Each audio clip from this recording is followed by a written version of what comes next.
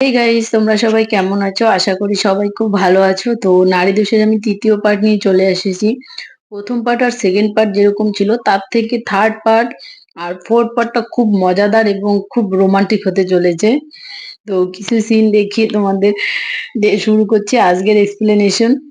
তো তোমরা দেখতে থাকো আর মজা নিতে থাকো। দেখতে পারবে তোমরা এখানে এটা কতটা রোমাঞ্চকর। তো আমরা এখানে তৃতীয় পার্টে দেখতে গেলে ১ মাস পর মানে কেভিন এসেছে আবার রিধির বাবার সঙ্গে দেখা করতে। আর রিধির বাবা আগের বারে যেরকম অ্যাটিটিউড নিয়ে কথা বলছিল এবারও ঠিক সেই অ্যাটিটিউড নিয়েই কথা বলছিল। তো কেভিন তাকে কাঁপা, কাঁপা গলায় বলতে থাকে, "আঙ্কেল একটা কথা ছিল আপনার সঙ্গে।" তো রিধির বাবা বলে, "বলো কি কথা?" তো কেভিন বলে, "আপনি যেভাবে বলেছিলেন রিধিকে ভুলে যেতে আমি ঠিক সেভাবে ওর সঙ্গে কোনো যোগাযোগ রাখিনি। ওর সঙ্গে কোনো কথাও বলিনি।" তো রিধির বাবা বলে, "তাতে কি হয়েছে?" তখন কেভিন বলে যে, "অ্যাকচুয়ালি রিধি কাল আমাকে রাতে ফোন করেছিল। আর ফোন করে কিছু কথা বলছিল।" তো রিধির বাবা বলে, "কি বলেছিল ফোন করে বলো?" তো তখন রিধির বাবা একটু চমকে যায়, কি হয়েছে না হয়েছে। তো কেভিন বলে, "আপনি আমাকে প্রমিস করেন কাউকে কিছু বলবেন না।" তো রিধির বাবা বলে যে, "হ্যাঁ, প্রমিস করলাম কাউকে কিছু বলবো না।" তো তখন কেভিন বলে যে, "অ্যাকচুয়ালি রিধি আমাকে কাল এসএমএস করে জানিয়েছে তার মাসিক বন্ধ হয়ে গেছে। আর আমি সেই হিসাবে ওকে আজকে নিয়ে গেছিলাম ডক্টরের কাছে তার পরীক্ষা করাতে। তো সে প্রেগনেন্ট।" তো এটা দেখে রিদ্ধির বাবা এত চমকে যায় এবং খুব রাগ হতে থাকে এবং সে খুব ইনসাল্ট ও ফিল করে। তো তখন কেভিন বলে, "uncle, uncle sorry. Actually Riddhi এটা করতে চায়নি। সে আমার জবরদস্তিতে হয়ে গেছে সেদিন। আঙ্কেল আপনি টেনশন করবেন না। আপনি আঙ্কেল আপনি কান্না করবেন না।" তো কেভিন রীতিমতো তার বাবাকে মানাচ্ছে এবং বলছে যে, "আঙ্কেল আপনি একটা কাজ করেন। রিদ্ধির সঙ্গে আমার বিয়ে দিয়ে দেন। তাহলে তো সব ঝামেলা মিটে যাবে। কিন্তু আপনি রিধিকে এই ব্যাপারে কিছু বলবেন না। তাহলে রিধি লজ্জায় সুইসাইড করে মারা যাবে। আমাকে বলেছে এটা যেন আপনি কোনোভাবেই না জানেন।" তো রিধির বাবা ঠিক সেই মতো সবকিছু বুঝে শুনে কেভিনকে বলে, "আচ্ছা ঠিক আছে চলো আমি বিয়ে দিয়ে দিব। তোমাদের বিয়ের ব্যবস্থা করো।" তো সেই হিসেবে কেভিন খুব খুশি হয়ে সেখান থেকে চলে যায়। তো এখানে আমি ক্লিয়ার করে দিচ্ছি যে রিধি কিন্তু প্রেগন্যান্সির ব্যাপারে কিছু জানে না। অ্যাকচুয়ালি কেভিন আর কুনাল মিলে এই প্ল্যান গুলো করেছিল। যে রিধিকে তারা কিছু জানাবে না। তাই রিধি এর প্রেগন্যান্সির ব্যাপার নিয়ে কিছু জানে না। তাই রিধির বাবাকে বলতে না করলো যে আপনি ওকে কিছু জানাবেন না। তো কুনাল মানে কেভিন সেখান থেকে বেরিয়ে খুব খুশি এবং রিধির বাবা বাড়িতে এসে রিধিকে ডাকে এবং বলে, "তুমি যদি কেভিনকে বিয়েই করতে চাও তাহলে ঠিক আছে আমি তোমার ওর সঙ্গে বিয়ে দিয়ে দিব।" তো রিধি তখন বলে যে, "বাবা হঠাৎ করে তুমি রাজি হয়ে গেলে কি কারণ?" তো তখন কুনাল বলে, "তুই থাম তো, চল তো ঘরে।" তো সেখানে আবার রিধির মা বলে, "হঠাৎ করে তোমার কি হলো?" তখন রিধির বাবা বলে, "তুমি চুপ করো তো, যাও তাড়াতাড়ি রেডি হও, আমাদের কেবিনের বাড়ি যেতে হবে।" তো সেই মতো হিসেবে রিধির বাবা সবাইকে ধমক দিয়ে বলে, "যা তুই তোর বোনকে রেডি করে নিয়ে আয়।" তো কুনাল সেই মতো বলে, "হ্যাঁ পাপা নিয়ে যাচ্ছি ওকে।" তো রিধিকে নিয়ে সে যখন রুমের ভিতরে চলে যায় তখন রিধি তাকে জিজ্ঞাসা করে, "কি হয়েছে বাবা হঠাৎ করে রাজি হয়ে গেলে এখন?" তখন কুনাল বলতে থাকে, "তোর পাগলার সঙ্গে তোর বিয়ে হয়েছে এটা নিয়ে তুই খুশি থাক। অত কিছু তোকে জানতে হবে না। তুই বাবাকেও কিছু জিজ্ঞাসা করবি না।" তো রিধি রীতিমতো সেখানে নাচতে থাকে। তখন কুনাল এসে বলে, "নাচা বাদ দিয়ে তাড়াতাড়ি রেডি হয়ে নে।" তো আমরা নেক্সট সিনে দেখতে পারি যে কুনালের ফ্যামিলি সবাই যাচ্ছে কেবিনের বাড়িতে এবং রিদিও খুব খুশি। তারা রাস্তায় ফল, মিষ্টি সবকিছু নিয়ে তারা আবারও রওনা হয় কেবিনের বাড়ির উদ্দেশ্যে। তো তারপর তারা কেবিনের বাড়িতে চলে আসে এবং কেবিনের পরিবারও তাদেরকে রিসিভ করে নেয়। আর এদিকে ঋষি এতটাই খুশি সে তার ভালোবাসার মানুষকে পাবে। সে লজ্জায় খুশিতে একদম লাল হয়ে যায়। আর এদিকে কেভিন আর কুনাল ইশারায় কথা বলছিল যে তারা এই বিয়েটা করার জন্য তারা দুজনে মিলে কি প্ল্যানটাই না করেছে। তোমাদেরকে আগে বলে রাখলাম কিন্তু রিধি কিন্তু এইসব প্ল্যানের ব্যাপারে কিচ্ছু জানে না।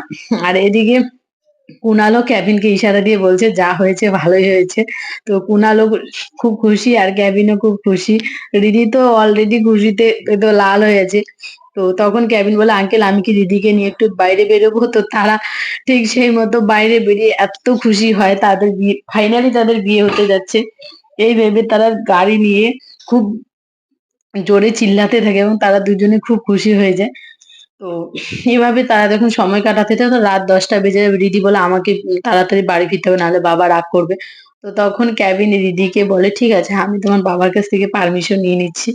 এই বলে কেভিন তার বাবাকে ফোন করে বলে, "আঙ্কেল রিধি যদি আমার সঙ্গে আরেকটু থাকে তাহলে কি কোনো প্রবলেম হবে?" তো তখন তার বাবা আর কি করবে? সে তো কিছু না ভেবে বলে দেয়, "না, না কোনো প্রবলেম না।"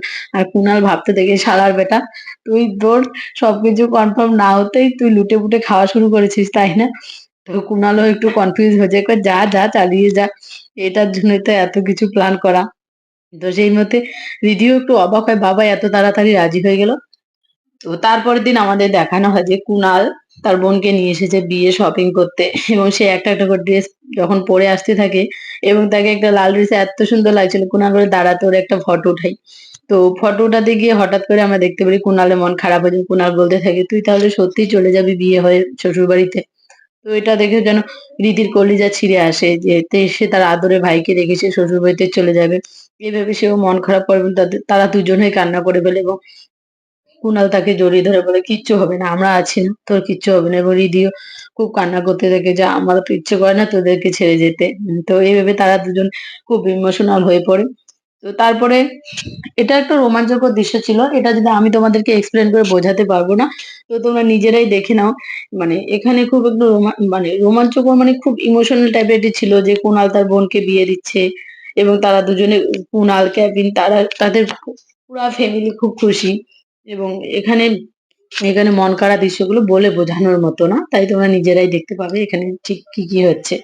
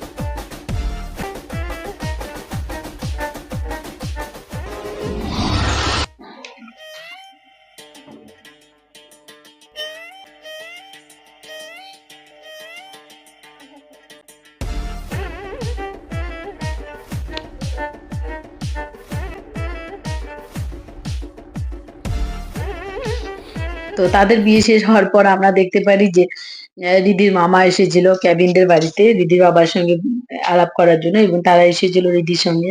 তো তারা দুজনে মিলে যখন কথা বলছিল, তো কেবিন অ্যাকচুয়ালি ছটফট করছিল। তার বউ উপরে এসে নিচে বসে আছে। তো সে সেখান থেকে চলে যায় এবং সে দরজা খুলে দেখতে পারে রিদি কাপড় ছাড়া বসে আছে। রিদি তাকে দেখে তাড়াতাড়ি করে কম্বলটা নিয়ে বলে, "ঘরে আসার সময় নক করে আসবি তো? কেন তুই না বলে এসেছিস?" তো তখন কেবিন সরি বলে সেখান থেকে চলে যায়। এবং সে সরি বলে যখন সেখান থেকে চলে যায়, তখন সে আবারও দরজা খুলে ঢুকে বলে, "এখন কেন? দেখা বারণ আছে। এখন তো তোকে আমি বিয়ে করেছি। তুই আমার বিয়ে করা বউ। তাহলে দেখতে প্রবলেম কোথায়?" তো সেই মুহূর্তে রিধি খুব ভয় পেয়ে যায় এবং সে খুব নার্ভাস হয়ে যায়। উম সে কম্বল হাতে নিয়ে পিছুতে থাকে এবং কেবিনও তার দিকে আগাতে থাকে। আলাদা একটা সময় রিদি খুব চিৎকার করে যে, মা ডাকছে ছাড়ো আমাকে।" তো তখনই ঠিক সেই সময় কেবিনের মা তাকে ডাকে, "রিদি তোমার মামা চলে যাচ্ছে, তুমি নিচে আসো।" তো তখন রিদি বলে, "মা ডাকছে চলো আমাকে নিচে যেতে হবে।"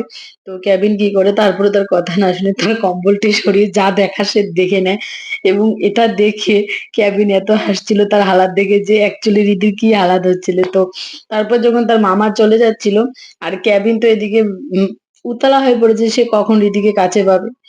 তো ঠিক তখনই যখন তার মামাকে রাখার জন্য তার বাবা, তার মা, তার ছোট ভাই যখন রাখার জন্য বাইরে যাচ্ছিল, তখনই কেবিন তাকে জোর করে ধরে নেয় এবং সেটা দেখে যখন রিদি চিৎকার করতে থাকে তখন সে ড্রয়িং রুমে এসে বসে যায় এবং তার বাবা-মাও এসে যায়। মানে অ্যাকচুয়ালি কেবিনের বাবা-মা সেখানে আসে এবং তারা বুঝতে পারে যে কেবিন আর রিদি একটু একা সময় কাটাতে যাচ্ছে। কেবিনও তার দিকে এমনভাবে তাকিয়েছিল যে সে কখন তাকে একা পাবে। তো এই ভেবে কেবিনের মা তোকে বলে, "আচ্ছা তোরা চাইলে আজকে কোথাও ঘুরে আসতে পারিস।" তো এই ভেবে রিদি তো একদম লজ্জায় একদম লাল ডগমগ হয়ে যায়। তো কেভিনও তাকে বলে যে, "আচ্ছা চল রিদি আমরা তাহলে যাই, বাইরে চ।"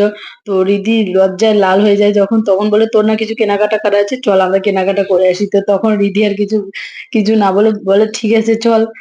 এই ভেবে কেভিন বলতে থাকে, "চল না রে বাবা আর কত দেরি করবে? আমার তো তর সইছে না। চল তাড়াতাড়ি।"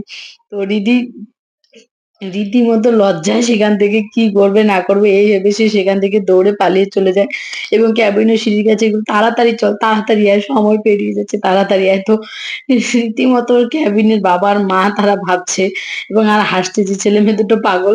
তো তারা যখন সে কোথায় আর মার্কেট করতে যাবে অ্যাকচুয়ালি ক্যাবিন দিদিকে নিয়ে একটি রিসোর্টে যাচ্ছে এবং সে এতটা অস্থির হয়েছিল যে দিদি বলে, "একটু সহ্য কর না।" তো তখন ক্যাবিন বলল, "ধুর তোর সহ্য। আমি তো ২৫ বছর থেকে ওয়েট করে আছি এই দিনটার জন্য। কিন্তু আরো কত ধৈর্য ধরবো বলতো?" তো রিদি বলল, "আরেকটু ধৈর্য ধর।" আর কিছুক্ষণের ঘটনা।